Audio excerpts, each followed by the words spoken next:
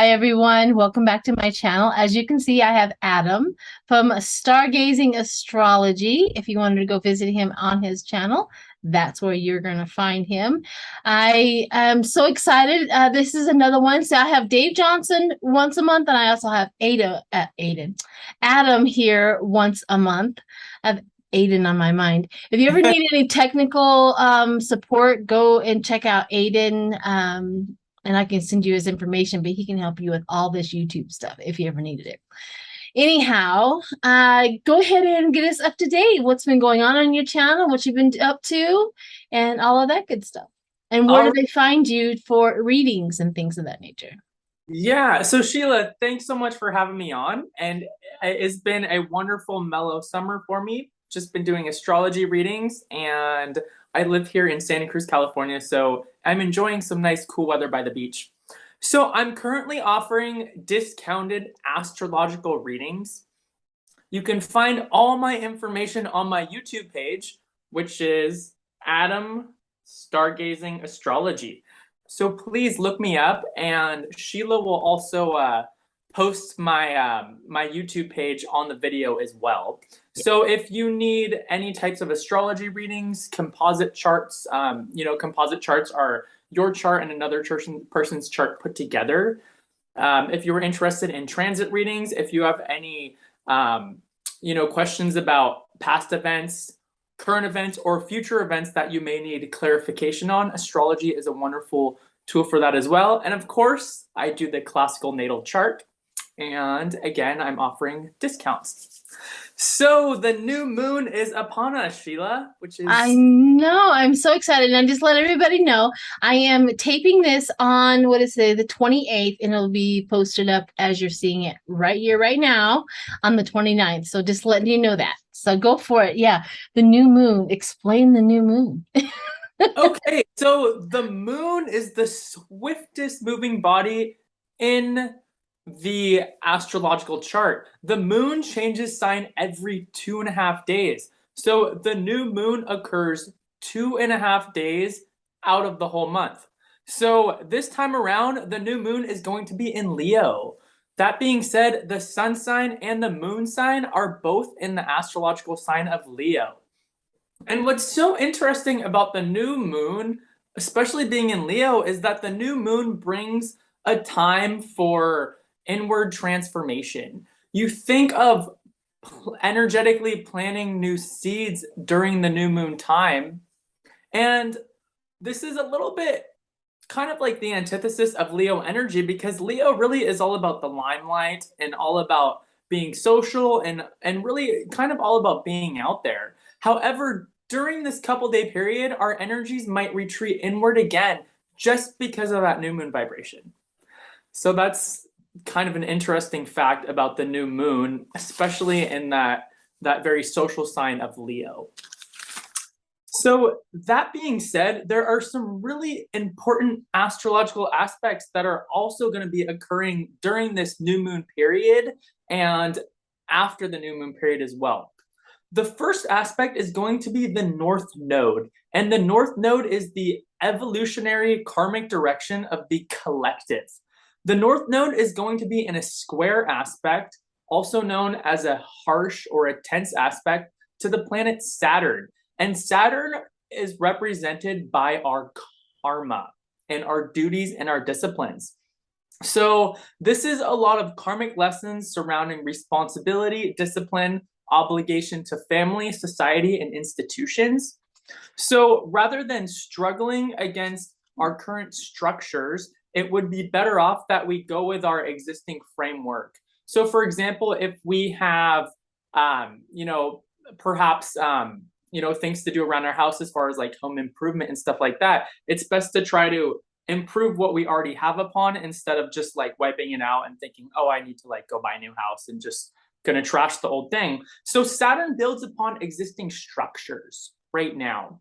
So right now is not the time to bounce out on projects, whether they be psychological projects, projects with dealing with with your house, whether or not how they manifest. Right now is the time to persist and to persevere, even though difficulties may arise in relation to that square aspect. Well, isn't that interesting? Because I'm doing like major like construction on my yard and stuff like that as you're talking. So yeah, and I'm using my existing rock. Like I didn't get new rock. So that was interesting on that. Yeah. Saturn works with that, with that existing structure. Yeah. So we're still working with this with the North Node, which is sitting next to the planet Uranus, and Uranus is sitting next to the planet Mars. So this North Node Uranus, what we call planetary conjunction, when two planets are sitting right next to each other, has been going on now for a long time. And the North Node and Uranus are both in Taurus. Taurus rules finances, and on a more spiritual, sort of shamanistic level, it rules the land. So, so the North Node in Taurus, sitting next to Uranus and Mars, Mars creates heat and excess heat. So what we're really seeing now is we're really seeing, in a lot of places, we're really seeing, a good amount of drought. We're seeing excess heat. We're seeing some fires as well. And Mars sitting next to Uranus, Uranus also indicates unpredictability. So, for example, Sheila, I know that you're getting like a ton of rain in Colorado. Yeah, we're usually really pretty dry at this point in time, almost crispy. And we have been getting rain every day. So strange. Yeah, it's very strange Yeah, so for us so to have rain. that can be represented by that Uranian energy, which is very unpredictable. And because these two planets, Uranus and Mars, are sitting next to the North Node, this is affecting the collective evolution for everyone, especially on the terrain, because Taurus really is all about the terrain. So again, this is going to go on for a while. We need to be prepared for unexpected weather events, maybe earthquakes, droughts, fires, but also on the flip side, flooding and excess as far as rain. Mm.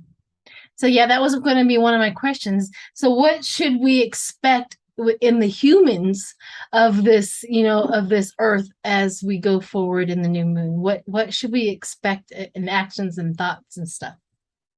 Yeah, so in actions and thoughts, it's very important that we center ourselves and that we do not overreact to, for example, say political arguments, to small arguments that people may get on Facebook and Instagram and these social platforms and these social medias.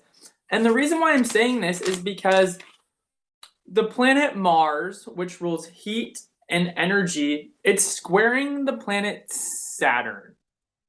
So whenever Mars is in a square or tense aspect with another planet, it can create excess anger, excess frustration. Squares create what's called in Ayurvedic terms a derangement. A square is a challenge. So whenever Mars is in a square, people are going to feel challenged. They're going to feel combative, and they're going to feel like very self-righteous and very justified. And Saturn represents the existing social structures. So there's going to be a lot of internal self-justification as far as the political spectrum and as far as personal viewpoints. And Mars likes to argue and likes to fight things out. So right now is the time to perhaps, if you're getting too taken away by and too angry, to put that cell phone down and to go to something else, to put that iPad down or that computer down and to go to something else and to go meditate, go on a walk, go in nature, pick up a hobby, something along those lines. But we need these lawmakers on the Democratic side to have that energy. So it's nice that it's coming in and it's going to force them into to being what we want them to be as more fighters. Yeah. And Sheila, that's a great point too, because Mars in a square aspect is, really does put up the fight and is like, let's bring it on. Yeah. Rip off the band-aid, let's go. Yeah. So, that's I love it. You're mentioning, the really positive attributes that could come out of it, as opposed to the more volatile and more negative attributes that could come out of a Mars Saturn square. Right. Right. We're going to fire them up. Now, we, on the other hand, we just need to stay off of social media and just watch the antics. But yeah, that's true. Yeah. No, that would, yeah, staying off of social media, or I'd say, I would say nowadays it's almost possible to stay off it. I would say more like finding the correct discernment to limit one's time. Yes, this is true. Yeah, I have in because I have a YouTube channel and I do political readings. I try to keep myself very, very appraised of what's going on out into the world. So if ever a question comes around or something along that lines, so I'm in it, but I'm learning how to just be in it, learn what's going on, asking the questions, thinking about and understanding it, and then out I go and go watch me some, Netflix or something. Some good shows that I like. So yeah. Would you like for me to do a little bit of a reading for the next moon and how it's going to affect the country in tarot? Sure. Yeah, Okay. that sounds great. A little bit of a reading for that, and then we'll go into, I think you have a couple of people that you've done their charts on. So we'll finish up with that. Yeah. I'm excited for one of them is going to be really good, but one of them I'm really excited to hear about. So, all right. Shuffle, shuffle, shuffle. Some people love the shuffling. Some people don't love the shuffling. It is what it is, people. I'm a loud shuffler. So Sheila, are we gonna call this like a collective reading? It's a collective reading for the new moon, as to how what, like, the United States more or less is a collective reading because I do political. But I think coming up we have victory of our party because we're Democrats, so victory over the party. So there's going to be something, if not happened already, that people is like coming in droves over to the Democratic Party, knowing that they need to let that Republican Party die because it's steady death, steady progress in the death. So this is really information for the Republican Party. This is steady progress in the Five of Pentacles, which is poverty. So they're getting less and less. And the heartbreak over the delusion. Of course, we have the heartbreak over the delusion. But we also have going out of this, maybe into the another new moon. Forgive me if I'm not saying the right words, but we have the Page of Pentacles, and we also have defending our boundaries. So we do have a lot of defending the boundaries and gaining some insight on, like the Page of Pentacles is that person that's learning how to study. They're learning how to manage the money. They're learning how to come into our own. So there's a lot of good stuff and a lot of stuff that we're just going to have to tolerate coming through. So there you go.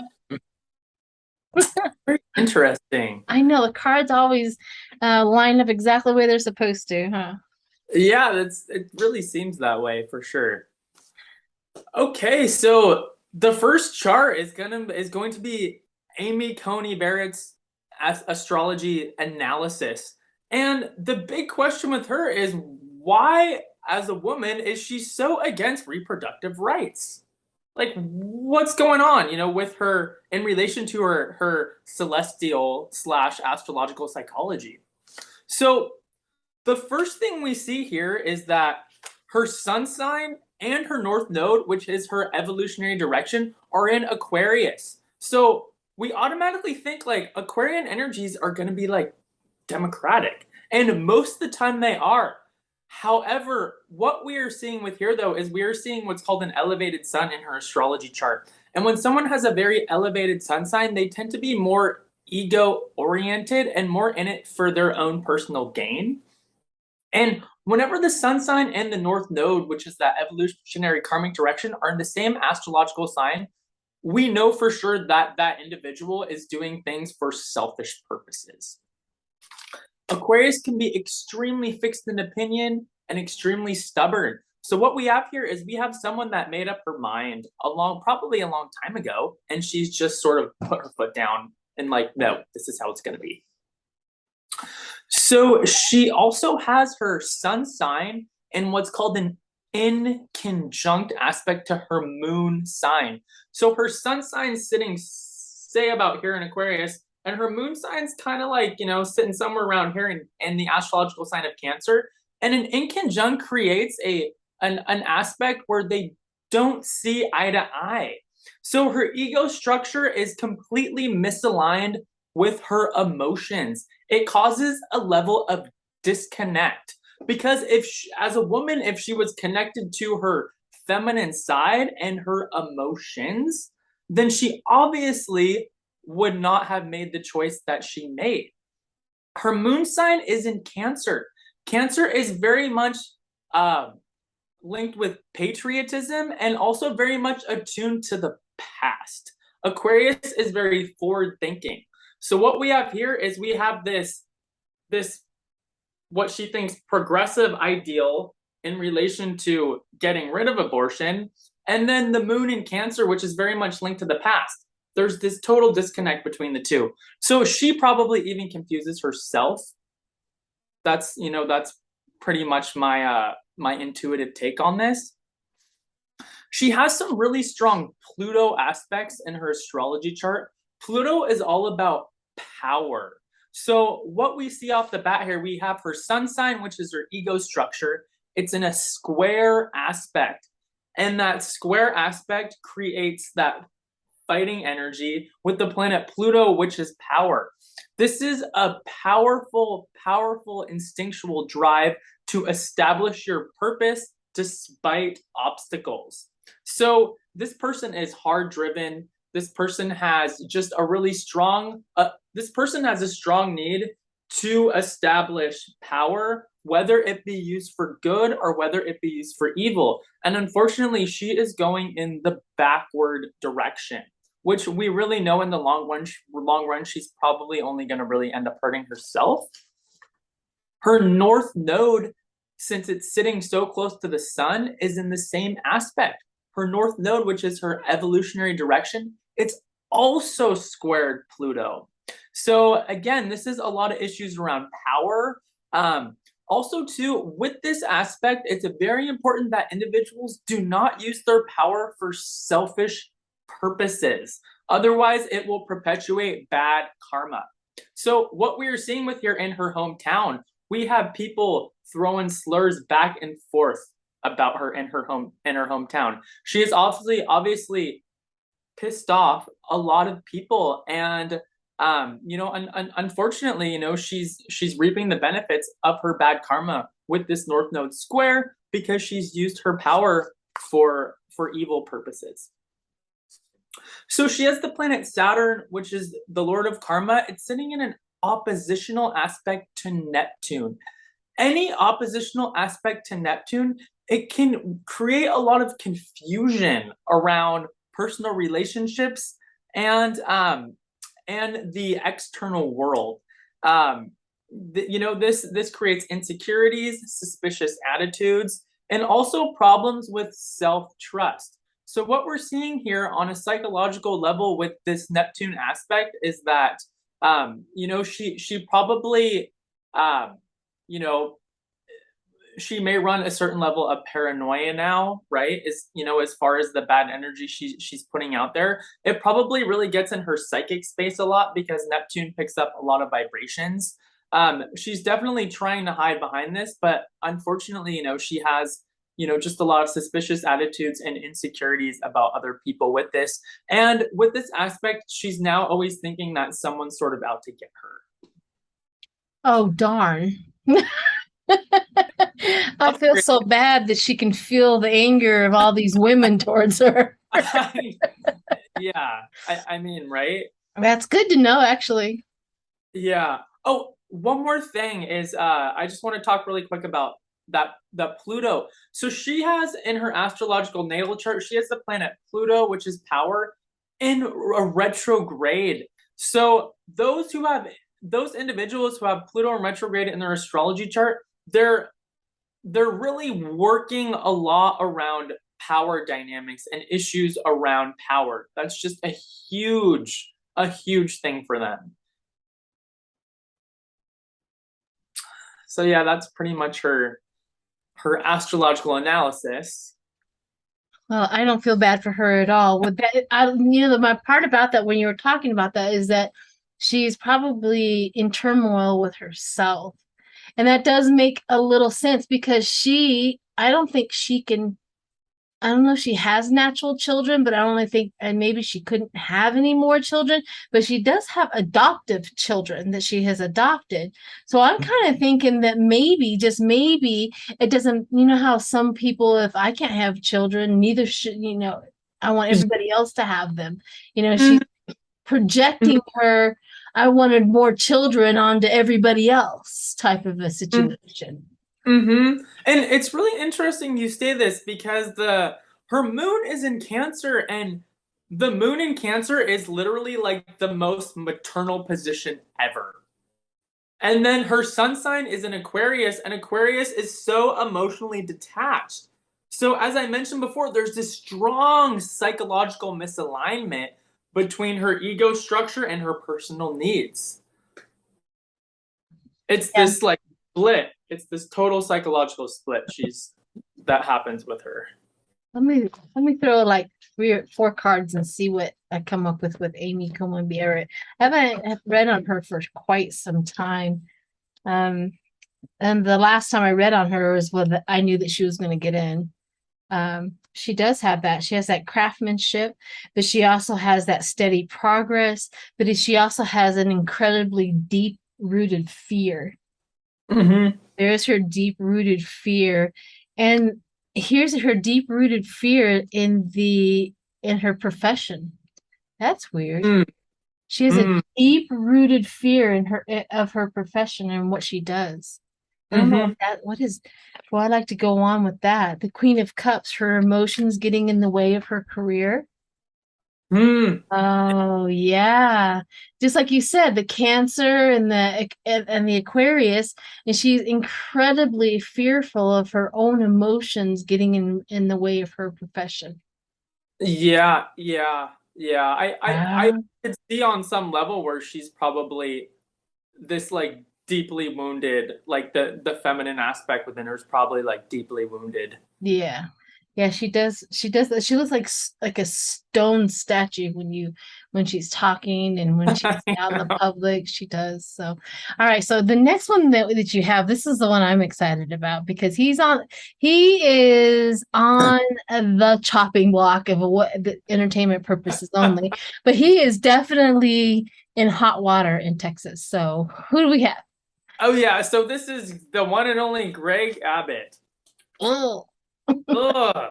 yeah. Okay, so here is an analysis of his astrological chart. So he has a strong 10th house and an elevated sun sign, just like Amy Coney Barrett, and just like almost all the politicians that I've seen, literally almost every single one.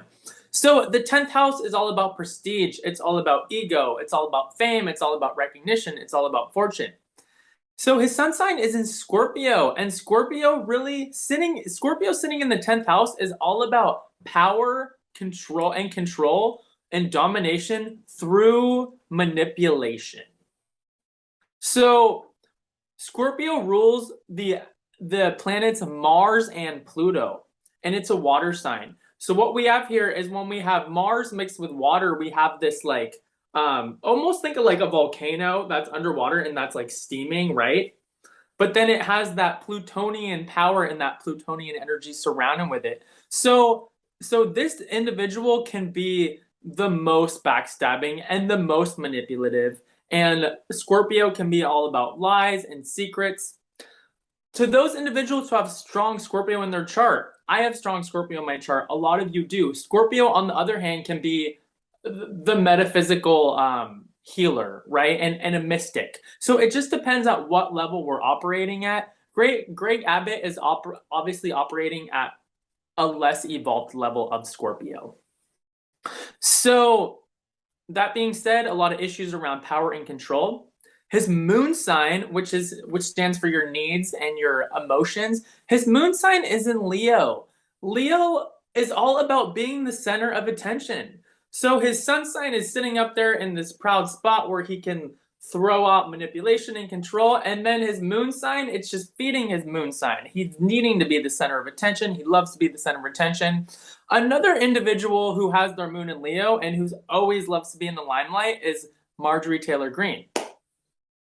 So his moon sign is sitting right next to the planet Uranus. So Uranus is very unpredictable. It's very volatile. This is someone who is emotionally unpredictable and volatile. This is not someone that you would want to really hang out with on a really regular basis. When you hang out with someone on a regular basis, you get to know them more, their personal life, their personal habits by their moon sign. A moon Uranus conjunction is very unpredictable to be around. It's like walking on eggshells. You never know when this guy's going to explode or when he's going to flip on a switch and freak you out or do one thing and do the other thing. So this indicates strong emotional unpredictability. And also when someone is so swayed by their emotions, you never know what they're going to do next. That's also kind of a scary position for someone who has so much power. So his moon sign is squared Mars. So a Mars square creates that energy of like wanting to put up a fight. So this guy really actually strives through it's almost like arguments and oppositional forces actually kind of feed that energy, and he actually kind of thrives on it because he has a lot of fire energy in his chart. And this is also someone who really likes to get things done their own way, and someone who can be rash and impulsive, and also to someone who can really lack any sort of compassion. Like this is not a compassionate astrological chart by any means. His moon is also squared Neptune. So what we're seeing here is we're seeing a thread with a lot of these moon aspects. And we know the moon also too has to stand for the early childhood home and family environment where the first emotional patterns were laid down. So these are some deeply ingrained emotional patterns that this guy has that really are not pleasant to be around. So the moon squared Neptune, he grew up in a family lacking clear emotional boundaries, causing emotional confusion.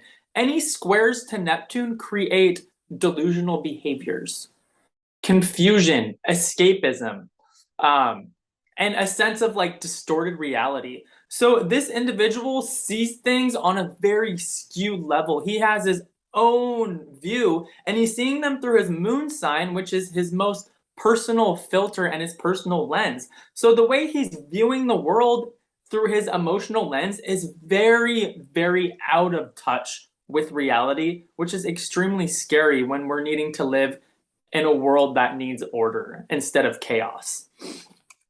So his Mercury is in the 10th house as well. Mercury's communication. That someone with a Mercury in the 10th house, really, when they speak, they want to be heard. And when they speak, they want to be the authority. That's pretty much the bottom line with him. And he just wants to speak with the authority, sort of like, it's kind of like whatever I say goes. And it can be this, it can be that, it can be whatever. It's going to be through my own filter, but it's all about my power and my control. And the last aspect he has two more aspects. His Mercury, which is that communication aspect, it's in a square aspect, which is a tense aspect of Pluto, which represents power. So this is someone who really has a blunt temperament, can speak really harshly, and someone who's very strategic and very power hungry, because we see power hungry whenever we see Pluto in a square aspect.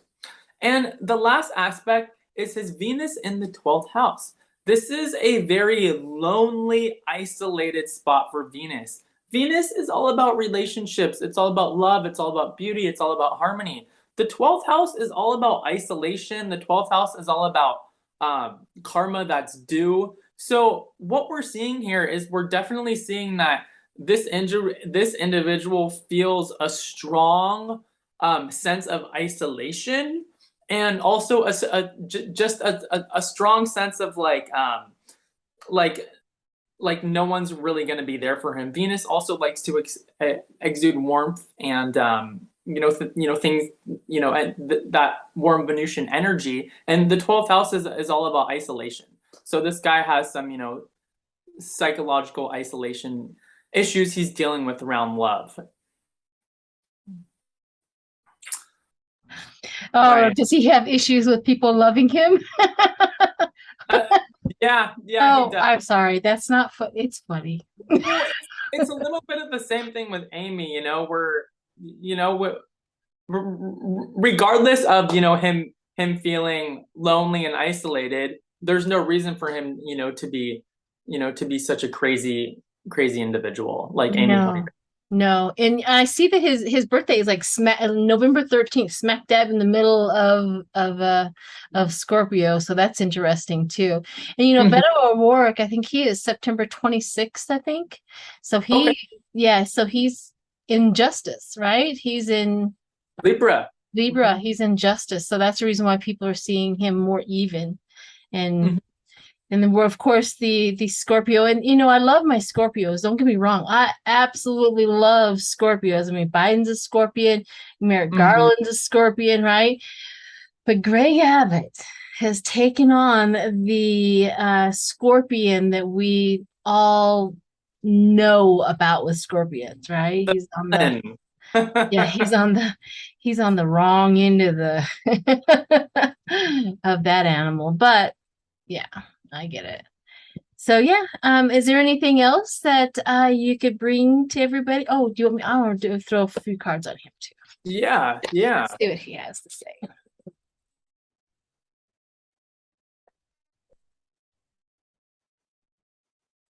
Yeah, Greg Abbott. I want to see that question I'm asking is his campaign.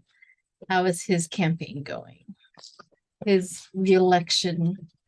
I just take a temperature on it. The energies change so much sometimes. Oh, look at that. This card just literally popped out right off the bat. This is a 7 of Swords. Deceit, betrayal, lies. That would be him.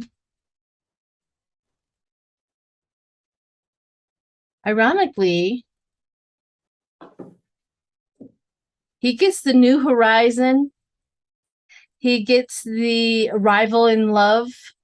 And then he gets the 8 of Pentacles, which is craftsmanship and doing the groundwork and his profession. So you're right. He has that. He's doing things behind the scenes with I think money, with his donors, he's just going the wrong way because he gets the 9 of Swords.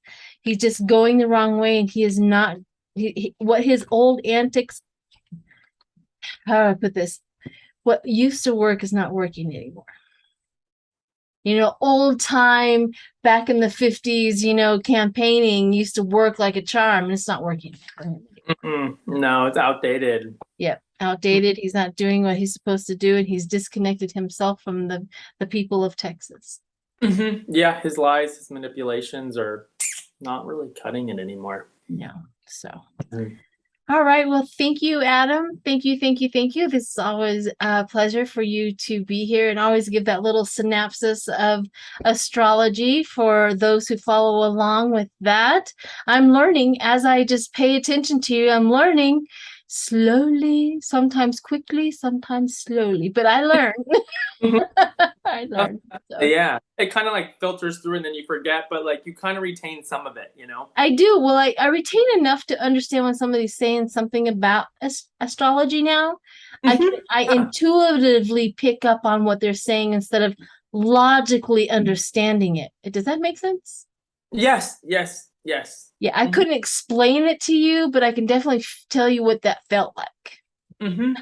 So, all right, everyone, if you've made it this far, thank you so much for all of your support, and make sure that you go and check out Adam on his channel and go get a reading from him. So yeah, anything else you got there, Adam? Great, everyone. Sheila, thanks so much for having me on. And yes, everyone, please check out my channel. And if you have not subscribed already, please subscribe. And yes, yeah, if you're interested in a reading, please send me an email. There you go. All right. Bye, everyone. Bye.